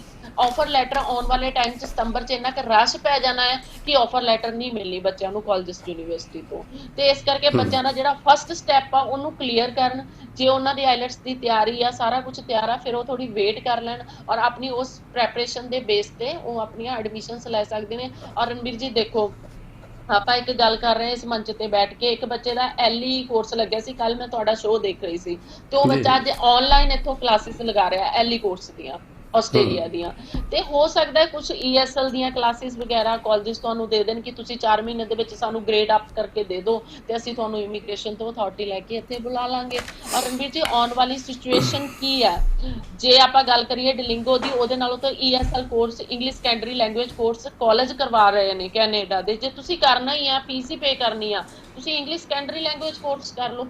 ਉਹਦੇ ਵਿੱਚ ਤੁਹਾਡਾ ਲੈਵਲ ਵੀ ਕ੍ਰੀਏਟ ਹੋ ਜਾਊਗਾ, ਤੁਹਾਡੇ ਵੱਲੋਂ ਕਾਲਜ ਵੱਲੋਂ ਵੀ ਕਲੀਅਰ। ਉਹ ਆਨਲਾਈਨ ਕਲਾਸਿਸ ਲਾ ਲਓ, ਉਹਦੀ 1 1.5 ਲੱਖ ਰੁਪਏ ਤੁਹਾਡੀ ਟਿਊਸ਼ਨ ਜਿਹੜੀ ਉਹਦੀ ਫੀਸ ਆ ਉਹ ਤੁਸੀਂ ਪੇ ਕਰ ਦਿਓ। ਆਨਲਾਈਨ ਤੁਹਾਨੂੰ ਉਹ ਕਾਲਜ ਕਲਾਸਿਸ ਦੇ ਦੇਗਾ, ਨਾਲੇ ਉਹਦੇ ਵਿੱਚ ਤੁਹਾਡਾ ਗ੍ਰੇਡ ਪਤਾ ਲੱਗ ਜਾਏਗਾ, ਤੁਹਾਡਾ ਕੀ ਗ੍ਰੇਡ ਆ। ਉਹ ਫਿਰ ਵੀ ਅਸੀਂ ਐਮਬੈਸੀ ਨੂੰ ਰਿਕੁਐਸਟ ਕਰ ਸਕਦੇ ਹਾਂ ਕਿ ਅਸੀਂ ਆਨਲਾਈਨ ਕਲਾਸਿਸ ਲਗਾਈਆਂ ਸੀਗੀਆਂ ਤੇ ਸਾਡਾ ਜਿਹੜਾ ਈਐਸਐਲ ਆ ਉਹ ਕਲੀਅਰ ਆ ਕਾਲਜ ਵੱਲੋਂ, ਤੇ ਅਸੀਂ ਰਿਕੁਐਸਟ ਕਰਕੇ ਵੀਜ਼ਾ ਲੈ ਸਕਦੇ ਹਾਂ। ਕਾਲਜ ਵੱਲੋਂ ਵੀ ਸਾਨੂੰ ਸਪੋਰਟ ਕੀਤੀ ਜਾਊਗੀ। ਡਲਿੰਗੋ ਜਿਹੜਾ ਐਡਵਰਟੀਜ਼ਮੈਂਟ ਹੋ ਰਹੀ ਹੈ ਜਾਂ ਉਹਦੇ ਵਿੱਚ ਉਹ ਚੀਜ਼ਾਂ ਹੋ ਰਹੀਆਂ ਜਿਵੇਂ ਆਪਾਂ ਆਸਟ੍ਰੇਲੀਆ 'ਚ ਦੇਖਦੇ ਹਾਂ ਐਲਈ ਕੋਰਸ ਲਗਾ ਦਿੰਦੇ ਆ, ਇਵੇਂ ਹੀ ਈਐਸਐਲ ਕੋਰਸ ਸਟਾਰਟ ਹੋ ਸਕਦਾ ਕੈਨੇਡਾ 'ਚ। ਜੇ ਮੈਂ ਡਲਿੰਗੋ ਦੀ ਗੱਲ ਕਰਾਂ, ਡਲਿੰਗੋ ਦੇ ਫੇਵਰ 'ਚ ਮੈਂ ਨਹੀਂ ਆ, ਨਾ ਹੀ ਮੈਂ ਬੱਚਿਆਂ ਨੂੰ ਕਿਸੇ ਤਰੀਕੇ ਨਾਲ ਉਲਝਾਉਣਾ ਚਾਹੁੰਦੀ ਹਾਂ। ਜੀ ਗੁਰਪ੍ਰੀਤ ਜੀ, ਯੂਕੇ ਦੇ ਬੜੇ ਸਵਾਲ ਆ ਰਹੇ ਨੇ ਇਸ ਵਕਤ, ਕੀ ਕਹਿਣਾ ਚਾਹੁੰਦੇ ਹੋ? ਰਣਬੀਰ ਜੀ ਯੂਕੇ ਨੂੰ ਲੈ ਕੇ ਹਜੇ ਬੱਚਿਆਂ ਨੂੰ ਥੋੜਾ ਜਿਹਾ ਸਬਰ ਰੱਖਣਾ ਚਾਹੀਦਾ ਹੈ।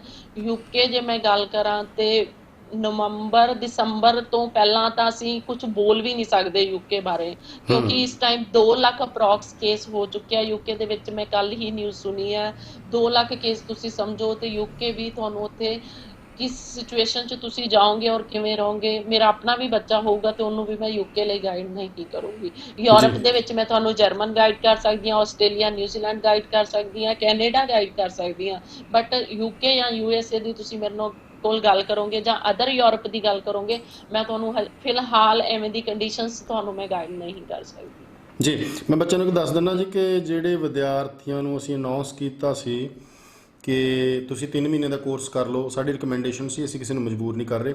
ਉਹ ਕੋਰਸ ਲਾਂਚ ਹੋ ਚੁੱਕਾ ਜੀ, ਉਹਦੀ ਸਵੇਰੇ ਡਿਟੇਲ ਅਸੀਂ YouTube ਤੇ ਚੜਾ ਰਹੇ ਹਾਂ, ਤੁਸੀਂ ਲਿੰਕ ਰਜਿਸਟਰਡ ਕਰਕੇ ਕਰ ਸਕਦੇ ਹੋ। ਕੋਰਸ ਦੇ ਵਿੱਚ ਕੀ ਹੋਊਗਾ ਇਹਦੇ ਵਾਸਤੇ ਵੀ ਇੱਕ ਛੋਟੀ ਜਿਹੀ ਵੀਡੀਓ ਬਣਾ ਕੇ ਤੁਹਾਨੂੰ ਪਾ ਦਾਂਗੇ ਇਸ ਸ਼ੋਅ ਦੇ ਵਿੱਚ। ਤਾਂ ਹੋਰ ਬਹੁਤ ਸਾਰੀਆਂ ਗੱਲਾਂ ਬਾਤਾਂ ਸਾਂਝੀਆਂ ਕਰਨ ਵਾਲੀਆਂ ਸਾਡੇ ਕੋਲ ਪੈਂਡਿੰਗ ਹੁੰਦੀਆਂ ਨੇ। ਗੁਰਪ੍ਰੀਤ ਜੀ, ਇਹ ਮਾਹੌਲ ਜੀ ਜਿਹੜਾ ਹੁਣ ਪਿਛਲੇ 15 ਦਿਨ ਚ ਬੜਾ ਟ੍ਰੈਂਡ ਚੇਂਜ ਹੋਇਆ ਹੈ, ਦੁਬਾਰਾ ਅਪਡੇਸ਼ਨਸ ਆ ਗਈਆਂ, ਦੁਬਾਰਾ ਬੱਚੇ ਥੋੜਾ ਥੋੜਾ ਰੁਖ ਕਰਨ ਲੱਗ ਜੀ ਪਏ ਕਿ ਜਾਈਏ ਅਪਲਾਈ ਕਰੀਏ ਵੀਜ਼ਾ ਲਈਏ। ਜੀ ਜੀ ਇਸ ਵਕਤ ਕੈਨੇਡਾ ਸਰਕਾਰ, ਨਿਊਜ਼ੀਲੈਂਡ ਤੇ ਯੂਕੇ ਦੀਆਂ ਸਰਕਾਰਾਂ ਦੇ ਵਿੱਚੋਂ ਜਦੋਂ ਅਸੀਂ ਜੀ ਕੰਪੀਟੀਸ਼ਨ ਦੇ ਆਧਾਰ ਤੇ ਇਹ ਦੇਖਾਂਗੇ ਕਿ ਸਭ ਤੋਂ ਜ਼ਿਆਦਾ ਬੱਚਾ ਸੇਫ ਕਿੱਥੇ ਰਿਹਾ, ਕੈਨੇਡਾ। ਮੈਂ ਕਿਸੇ ਨੂੰ ਦੇਸ਼ ਨੂੰ ਹੋਰ ਨੂੰ ਭੰਡ ਨਹੀਂ ਰਿਹਾ। ਦੇਖੋ ਕੈਨੇਡਾ ਦੇ ਵਿੱਚ ਟੈਕਸ ਦੇ ਆਧਾਰ ਤੇ ਉੱਥੋਂ ਦੇ ਲੋਕਾਂ ਨੂੰ $2000 ਫੈਡਰਲ ਸਰਕਾਰ ਦੇ ਰਹੀ ਹੈ ਲੋਕਡਾਊਨ ਕਰਕੇ, 1000 ਬਿਲਕੁਲ ਸਟੇਟ ਸਰਕਾਰ ਦੇ ਰਹੀ ਹੈ। ਫੋਰ ਐਗਜ਼ਾਮਪਲ ਮੈਂ ਬ੍ਰਿਟਿਸ਼ ਕੋਲੰਬੀਆ ਦੇ ਵਿੱਚ ਰਹਿਣਾ, ਸਰੀ 'ਚ ਰਹਿਣਾ, ਤਾਂ ਮੈਨੂੰ ਉੱਥੋਂ ਦੀ ਕੈਨੇਡਾ ਸਰਕਾਰ ਨੇ $2000 ਤਾਂ ਦੇਣਾ ਹੀ ਦੇਣਾ ਹੈ। $1000 ਜਿਹੜਾ ਬਿਲਕੁਲ ਜੀ ਮੈਨੂੰ BC ਸਰਕਾਰ ਨੇ ਦੇਣਾ ਹੈ। ਇਸ ਤੋਂ ਇਲਾਵਾ ਦੇਖੋ ਬਿਲ- ਕੈਨੇਡਾ ਦੇ ਵਿੱਚ ਗੁਰਪ੍ਰੀਤ ਜੀ ਮੈਂ ਸਵਾਲ ਇਹ ਤਾਂ ਛੇੜਿਆ ਕਿ ਕਿੰਨੇ ਬੱਚੇ ਸੇਫ ਨੇ, ਜਿਹੜੇ ਪੜ੍ਹ ਰਹੇ ਨੇ ਉਹਨਾਂ ਨੂੰ ਵੀ ਪੈਸਾ ਮਿਲ ਰਿਹਾ ਹੈ, ਠੀਕ ਹੈ, ਜਿਨ੍ਹਾਂ ਜੀ ਨੇ ਕੋਈ ਟੈਕਸ ਨਹੀਂ ਪੇ ਕੀਤਾ ਉਹਨਾਂ ਨੂੰ ਵੀ ਪੈਸਾ ਜਿਹੜਾ ਹੈਗਾ ਇਸ ਵਕਤ ਸਰਕਾਰ ਕਿਤੇ ਨਾ ਕਿਸੇ ਰੂਪ ਦੇ ਵਿੱਚ ਮਦਦ ਜਿਹੜੀ ਹੈ ਕਰ ਰਹੀ ਹੈ। ਫਿਰ ਇੱਕ ਢਿੱਲ ਹੋਰ ਦਿੱਤੀ ਗਈ, ਅੱਜ ਹੀ ਲਿੰਕ ਆਇਆ ਸ਼ੋਅ ਤੋਂ ਪਹਿਲਾਂ, ਕਿ ਜਿਹੜੀ ਵਰਕ ਪਰਮਿਟ ਹੋਣਗੇ, ਸੌਰੀ ਆਫਟਰ ਵਰਕ ਪਰਮਿਟ ਤੇ PR ਜਿਹੜਾ ਸਿਸਟਮ ਹੈ ਉਹਨੂੰ ਵੀ ਜੀ ਸੌਖਾ ਕਰਨ ਜਾ ਰਹੇ ਨੇ। ਕੈਨੇਡੀਅਨ ਐਕਸਪੀਰੀਅੰਸ ਬਿਲਕੁਲ ਕਲਾਸ ਨੂੰ ਤਰਜੀਹ ਦਿੱਤੀ ਜਾ ਰਹੀ ਹੈ, ਜਿਹੜੇ ਬੱਚੇ ਉੱਥੇ ਪੜ੍ਹ ਕੇ PR ਅਪਲਾਈ ਕਰਨੇ ਉਹਨਾਂ ਨੂੰ ਤਰਜੀਹ ਦਿੱਤੀ ਜਾ ਰਹੀ ਹੈ। 20 ਦੀ ਜਗ੍ਹਾ 40 ਘੰਟੇ ਕੰਮ ਕਰਤਾ। ਸੋ ਬਹੁਤ ਸਾਰੀਆਂ ਅਜਿਹੀਆਂ ਚੀਜ਼ਾਂ ਰਿਆਇਤਾਂ ਨੇ। ਤੁਸੀਂ ਕੀ ਦੇਖਦੇ ਹੋ ਕਿ ਜਦੋਂ ਅਸੀਂ ਕੰਪੈਰੀਜ਼ਨ ਕਰਾਂਗੇ ਬਾਕੀ ਦੇਸ਼ਾਂ ਦੇ ਮੁਕਾਬਲੇ, ਦੇਖੋ ਉਹ ਅਟਰੈਕਸ਼ਨਾਂ ਵੱਖ ਨੇ ਸਾਡੀਆਂ ਕਿ ਹਾਂਜੀ ਆਸਟ੍ਰੇਲੀਆ ਦਾ ਵੇਜਸ ਰੇਟ ਜ਼ਿਆਦਾ ਹੈਗਾ, ਬਿਲਕੁਲ ਜਾਂ ਆਸਟ੍ਰੇਲੀਆ ਦੇ ਵਿੱਚ ਕੁਝ ਹੋਰ ਸਹੂਲਤਾਂ ਹੈ, ਨਿਊਜ਼ੀਲੈਂਡ 'ਚ ਕੁਝ ਹੋਰ ਸਹੂਲਤਾਂ ਹੈ, ਜਾਂ UK 'ਚ ਕੁਝ ਹੋਰ ਸਹੂਲਤਾਂ ਹੈ। ਪਰ ਜੋ ਸਾਡਾ ਇੱਕ ਪ੍ਰਵਾਸੀ ਬੱਚਾ ਜਿਹੜਾ ਉੱਥੇ ਬੈਠਿਆ, ਸਭ ਤੋਂ ਜ਼ਿਆਦਾ ਉਹਨੂੰ ਵੋਟ ਆਸਰਾ ਸੇਫ ਕੈਨੇਡੀਅਨ ਸਰਕਾਰ ਨੇ ਦਿੱਤਾ। ਸੇਫ ਇਸ ਟਾਈਮ ਸਾਡਾ ਸਟੂਡੈਂਟ ਜਿਹੜਾ ਹੈਗਾ ਉਹ ਕੈਨੇਡਾ ਚ ਆ। ਲਾਸਟ ਟਾਈਮ ਵੀ ਮੈਂ ਇਹੀ ਬੋਲਿਆ ਸੀਗਾ ਕਿ ਜੀ ਜੇ ਤੁਸੀਂ ਆਪਣੀ ਡੈਸਟਨੀ ਇਸ ਟਾਈਮ ਇਸ 2020 ਦੇ ਵਿੱਚ ਡਿਸਾਈਡ ਕਰ ਰਹੇ ਹੋ ਤੇ ਤੁਸੀਂ ਇਸ ਟਾਈਮ ਜੇ ਜਾਣਾ ਹੈ ਤੇ ਜਾਣਾ ਚਾਹੁੰਦੇ ਹੋ, ਤੇ ਜੇ ਤੁਸੀਂ ਚਾਹੁੰਦੇ ਹੋ ਕਿ ਤੁਸੀਂ ਰੁਲੋ ਨਾ, ਕਿਸੇ ਤਰ੍ਹਾਂ ਦੀ ਕੋਈ ਤੁਹਾਡੇ ਨਾਲ ਮਿਸ ਹੈਪਨਿੰਗ ਨਾ ਹੋਵੇ, ਕਿਸੇ ਵੀ ਤਰ੍ਹਾਂ ਦੀ ਕੋਈ ਪ੍ਰੋਬਲਮ ਨਾ ਹੋਵੇ, ਤੇ ਕੈਨੇਡਾ ਐਵੇਂ ਦੀ ਡੈਸਟਨੀ ਆ ਜਿਹੜੀ ਕਿ ਤੁਹਾਡੇ ਹਰ ਹਿੱਤ ਦਾ ਧਿਆਨ ਰੱਖਦੀ ਆ, ਹਰ ਚੀਜ਼ ਦਾ, ਸਟੂਡੈਂਟਸ ਦਾ, ਚਾਹੇ ਤੁਸੀਂ ਉੱਥੇ PR ਹੋ, ਚਾਹੇ ਤੁਸੀਂ ਕੈਨੇਡੀਅਨ ਹੋ, ਚਾਹੇ ਤੁਸੀਂ ਇੰਟਰਨੈਸ਼ਨਲ ਸਟੂਡੈਂਟ ਹੋ, ਤੁਹਾਡੀ ਹਰ ਚੀਜ਼ ਦਾ ਧਿਆਨ ਰੱਖਿਆ ਜਾਂਦਾ। ਉੱਥੇ ਸਾਰੀਆਂ ਬੱਸਿਸ ਸਟੂਡੈਂਟਸ ਲਈ ਫ੍ਰੀ ਕਰ ਦਿੱਤੀਆਂ ਹੈ। ਜਿਹੜਾ ਸਟੂਡੈਂਟ ਆ ਜਿਹੜਾ ਵੀ ਕੰਮ ਕਰਨਾ ਚਾਹੁੰਦਾ 40 ਘੰਟੇ ਹੁਣ ਕੰਮ ਕਰ ਦਿੱਤਾ ਗਿਆ। ਜਿਹੜੇ ਸਟੂਡੈਂਟ ਕੋਲ ਕੰਮ ਨਹੀਂ ਹੈ ਉਹ ਆਨਲਾਈਨ ਆਪਣਾ ਅਪਲੋਡ ਕਰਦਾ ਤੇ ਉਹਦੇ ਅਕਾਊਂਟ ਦੇ ਵਿੱਚ $2000 ਅਕਾਊਂਟ ਦੇ ਵਿੱਚ ਉੱਥੋਂ ਦੀ ਗਵਰਨਮੈਂਟ ਟ੍ਰਾਂਸਫਰ ਕਰ ਰਹੀ ਆ। ਦੂਸਰੀ ਗੱਲ ਇਹ ਹੈ ਕਿ ਜੇ ਤੁਸੀਂ COVID-19 ਨਾਲ ਤੁਹਾਡਾ ਹੀ ਕੋਈ ਪ੍ਰਭਾਵਿਤ ਹੋ ਜਾਂਦਾ ਹੈ, ਰੱਬ ਨਾ ਕਰੇ, ਤੇ ਉਹਦੇ ਲਈ ਵੀ ਗਵਰਨਮੈਂਟ ਤੁਹਾਨੂੰ ਮੁਆਵਜ਼ਾ ਦਿੰਦੀ ਹੈ। ਬਹੁਤ ਸਾਰੀਆਂ ਫੈਸਿਲਿਟੀਆਂ ਨੇ ਜਿਹੜੀਆਂ ਕੈਨੇਡੀਅਨ ਗਵਰਨਮੈਂਟ ਨੇ ਆਪਣੇ ਸਟੂਡੈਂਟਸ ਨੂੰ ਦਿੱਤੀਆਂ। ਔਰ ਜੋ ਵੀ ਸਟੂਡੈਂਟ ਇਸ ਟਾਈਮ ਜਾਣਾ ਚਾਹੁੰਦਾ ਹੈ, ਜਿਹੜਾ ਸੋਚਦਾ ਕਿ ਮੇਰਾ ਵੀਜ਼ਾ ਵੀ ਨਿਕਲੇ ਤੇ ਕੱਲ ਨੂੰ ਮੈਨੂੰ ਉੱਥੇ ਜਾ ਕੇ ਦਿੱਕਤ ਵੀ ਨਾ ਆਵੇ, ਕੋਈ ਪ੍ਰੋਬਲਮ ਵੀ ਨਾ ਆਵੇ, ਸਭ ਤੋਂ ਸੇਫ ਕੰਟਰੀ ਕੈਨੇਡਾ ਹੈ। ਔਰ ਜਿਹੜੇ ਬੱਚੇ ਜਾਣਾ ਚਾਹੁੰਦੇ ਨੇ, ਆਪਣੀਆਂ ਹੁਣੇ ਤੋਂ ਸਤੰਬਰ ਇਨਟੇਕ ਦੀਆਂ ਆਫਰ ਲੈਟਰ ਮੰਗਾ ਕੇ ਰੱਖੋ।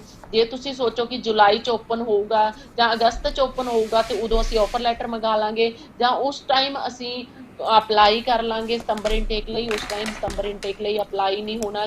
ਜਨਵਰੀ ਇਨਟੇਕ ਜਿਹੜਾ ਉਹ ਸਾਡੇ ਕੋਲ ਬਹੁਤ ਸ਼ਾਰਟ ਹੁੰਦਾ, ਔਰ ਜਿਹੜਾ ਅੱਗੇ ਆਪਾਂ ਗੱਲ ਕਰੀਏ ਇਸ ਤੋਂ ਬਾਅਦ ਫਿਰ ਤੁਹਾਨੂੰ ਮਈ ਔਰ ਸਤੰਬਰ ਇਨਟੇਕ ਲਈ ਹੀ ਡੈਫਰ ਹੋਣਾ ਪਊਗਾ।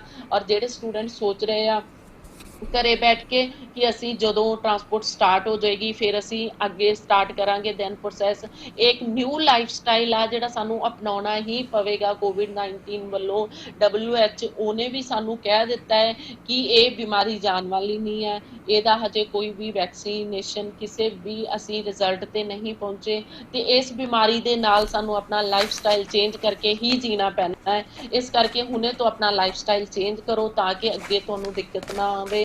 ਹੁਣੇ ਤੋਂ ਇਹਨਾਂ ਚੀਜ਼ਾਂ ਨੂੰ ਜਿੰਨੀ ਜਲਦੀ ਤੁਸੀਂ ਅਪਣਾ ਲਓਗੇ, ਜਿੰਨੀ ਜਲਦੀ ਅਸੀਂ ਇਸ এনवायरमेंट ਦੇ ਵਿੱਚ ਢਲ ਜਾਾਂਗੇ, ਜਿੰਨੀ ਜਲਦੀ ਅਸੀਂ ਸਮਝ ਲਾਂਗੇ ਕਿ ਇਹ COVID-19 ਸਾਡੇ ਲਾਈਫ ਟਾਈਮ ਸਾਡੇ ਨਾਲ ਚੱਲਣ ਵਾਲਾ ਹੈ। ਮਾਸਕ ਪਾ ਕੇ ਰੱਖਣਾ, ਹੈਂਡ ਸੈਨੀਟਾਈਜ਼ ਕਰਨਾ, ਸੋਸ਼ਲ ਡਿਸਟੈਂਸਿੰਗ ਰੱਖਣਾ, ਔਰ ਆਨਲਾਈਨ ਸਭ ਤੋਂ ਜ਼ਿਆਦਾ ਚੀਜ਼ਾਂ ਯੂਜ਼ ਕਰਨੀਆਂ ਕਿ ਆਨਲਾਈਨ ਹੀ ਮੇਰਾ ਕੰਮ ਹੋ ਜੇ, ਆਨਲਾਈਨ ਹੀ ਮੈਂ ਅਪਲਾਈ ਕਰ ਲਾਂ।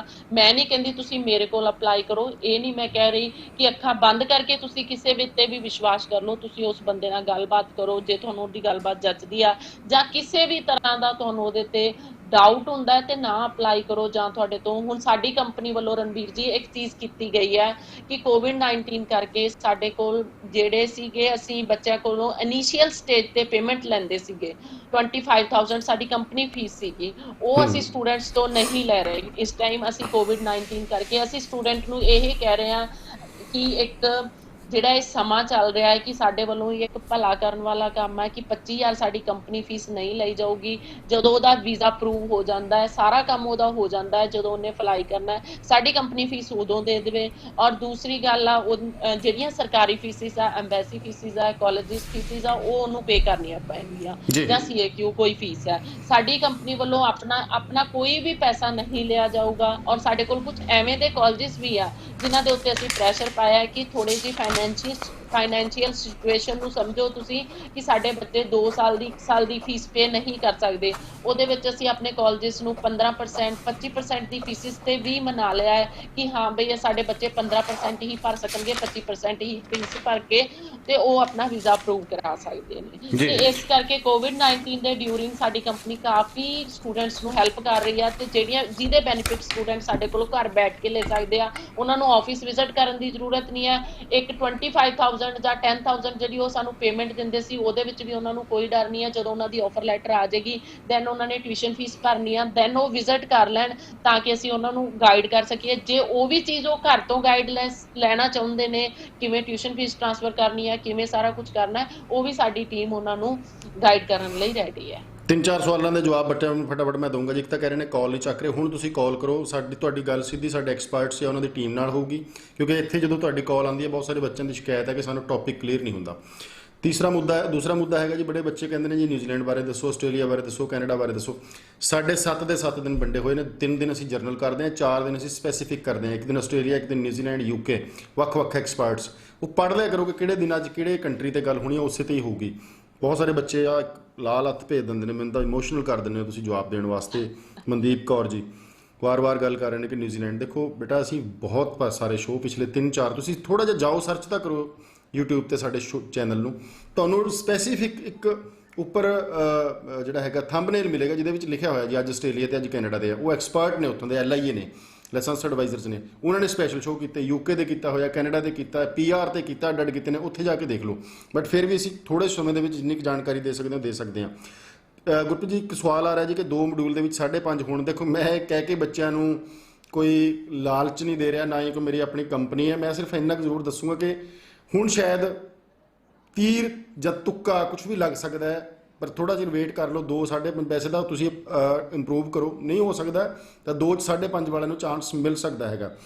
ਬਹੁਤ ਸਾਰੇ ਬੱਚੇ ਹੈਗੀਆਂ ਨੇ ਆਪਣੇ ਰਣਬੀਰ ਜੀ, 2 ਤੋਂ 5.5 ਵਾਲੇ ਬੱਚਿਆਂ ਨੂੰ ਕਾਫੀ ਕਾਲਜਸ ਜਿਹੜੇ ਨੇ ਉਹ ਰਿਲੈਕਸੇਸ਼ਨ ਦੇਣਾ ਚਾਹੁੰਦੇ ਨੇ, ਉਹ ਐਡਮਿਸ਼ਨਸ ਦੇਣ ਲਈ ਰੈਡੀ ਨੇ, ਤੇ ਸਾਡੀ ਪਰ ਟੀਮ ਨੂੰ ਔਰ ਉਹਨੂੰ ਪ੍ਰੋਪਰ ਗਾਈਡ ਕਰ ਦੇਣਗੇ। ਇੱਕ ਬੱਚਾ ਪੁੱਛ ਰਿਹਾ ਜੀ, JSID ਹੈਗੀ, ਕਹਿੰਦੇ ਜੀ ਮੈਂ ਇੱਕ ਲੈਵਲ ਜਿਹੜਾ ਫਰੈਂਚ ਦਾ ਕੀਤਾ, ਮੇਰੇ ਲਈ ਹੈਲਪਫੁਲ ਹੋ ਸਕਦਾ? ਇੱਕ ਮੋਡਿਊਲ 'ਚ 5.5 ਨੇ ਮੇਰੇ, ਮੌਂਟਰੀਅਲ ਜਾਣਾ। ਬਿਲਕੁਲ, ਮੌਂਟਰੀਅਲ ਜਿਹੜਾ ਹੈਗਾ ਕਿਊਬਿਕ ਦੇ ਵਿੱਚ ਪੈਂਦਾ ਜੀ, ਔਰ ਮੌਂਟਰੀਅਲ ਦੇ ਵਿੱਚ ਜਾਂ ਬਾਕੀ ਉੱਥੋਂ ਦੇ ਕਿਊਬਿਕ ਸਿਟੀ ਜਿਹੜਾ ਹੈਗਾ ਉਹਨਾਂ ਦੇ ਵਿੱਚ ਫਰੈਂਚ ਦੀ ਬਹੁਤ ਵੈਲਿਊ ਹੈ। ਬਿਲਕੁਲ ਸਪੋਰਟ ਮਿਲੇਗੀ ਤੁਹਾਨੂੰ ਇਸ ਚੀਜ਼ ਦੀ, ਬਾਕੀ ਸ਼ਹਿਰਾਂ ਦੇ ਵਿੱਚ ਵੀ ਮਿਲਦੀ ਹੈ ਪਰ ਸਪੈਸ਼ਲ ਕਿਊਬਿਕ ਦੇ ਵਿੱਚ ਜ਼ਰੂਰ ਮਿਲੂਗੀ। ਗੱਲਾਂ ਬਾਤਾਂ ਦਾ ਸਿਲਸਿਲਾ ਖੈਰ ਅੱਜ ਸਾਨੂੰ ਜਿਹੜਾ ਹੈਗਾ ਇੱਥੇ ਰੋਕਣਾ ਪਏਗਾ। ਕੱਲ ਫਿਰ ਅਸੀਂ ਲੈ ਕੇ ਆ ਰਹੇ ਹਾਂ ਜੀ ਤੁਹਾਡੇ ਲਈ PR ਤੇ ਆਧਾਰਿਤ ਸਪੈਸ਼ਲ ਸ਼ੋਅ। PR ਤੇ ਆਧਾਰਿਤ ਸਪੈਸ਼ਲ ਸ਼ੋਅ ਅੱਜ ਰਾਤ 10 ਵਜੇ ਰਿਕਾਰਡਿੰਗ ਕਰ ਰਹੇ ਹਾਂ ਅਸੀਂ। ਕੈਨੇਡਾ ਦੀ ਇੱਕ ਯੂਨੀਵਰਸਿਟੀ ਤੁਹਾਡੇ ਨਾਲ ਵਾਅਦਾ ਕੀਤਾ ਸੀ ਕਿ ਉਹ ਯੂਨੀਵਰਸਿਟੀ ਤੁਹਾਨੂੰ ਆਪਣਾ ਸਾਰਾ ਹਿਸਾਬ ਕਿਤਾਬ ਦੱਸੂਗੇ। ਇਸ ਵਕਤ ਕੈਨੇਡਾ ਦਾ ਦਾਖਲੇ ਕਿਵੇਂ ਹੋਣੇ ਆ, ਵੀਜ਼ਾ ਕਿਵੇਂ ਲੱਗਣਾ ਹੈਗਾ, ਬੱਚਾ ਕਿਵੇਂ ਜਾ ਸਕੂਗਾ, ਕਿਹੜੇ ਕੋਰਸਾਂ ਦੇ ਬੈਨੀਫਿਟ ਹੋਣਗੇ, ਉਹ ਅੱਜ ਰਾਤ ਰਿਕਾਰਡਿੰਗ ਹੋ ਰਹੀ ਹੈ ਜੀ। ਕੱਲ ਸਵੇਰੇ ਇੱਕ ਰਿਕਾਰਡਿੰਗ ਹੋ ਰਹੀ ਹੈ ਆਸਟ੍ਰੇਲੀਆ ਤੋਂ ਡਾਇਰੈਕਟ, ਜਿਹੜੇ ਸਾਡੇ ਸੌਰਵ ਜੀ ਜੁੜਨਗੇ ਫਿਊਚਰ ਵਿੰਗ ਤੋਂ, ਉਹਨਾਂ ਨੇ ਵੀ ਸਾਨੂੰ ਕਹਿਤਾ ਕਿ ਮਟੀਰੀਅਲ ਰੈਡੀ ਹੈ। ਕੱਲ ਇੱਕ ਰਿਕਾਰਡਿੰਗ ਹੈ, 2 ਰਿਕਾਰਡਿੰਗਾਂ 2 ਦਿਨ ਦੇ ਵਿੱਚ ਅਸੀਂ ਕਰਨ ਜਾ ਰਹੇ ਹਾਂ। ਗੁਰਪ੍ਰੀਤ ਜੀ ਬਹੁਤ ਮਿਹਰਬਾਨੀ, ਸ਼ੁਕਰੀਆ ਜੀ। Thank you Ranbir. ਧੰਨਵਾਦ ਜੀ, ਦਰਸ਼ਕਾਂ ਦਾ ਵੀ ਸ਼ੁਕਰੀਆ। ਕੱਲ ਫਿਰ ਮਿਲਾਂਗੇ, ਧੰਨਵਾਦ, ਸਤਿ ਸ਼੍ਰੀ ਅਕਾਲ।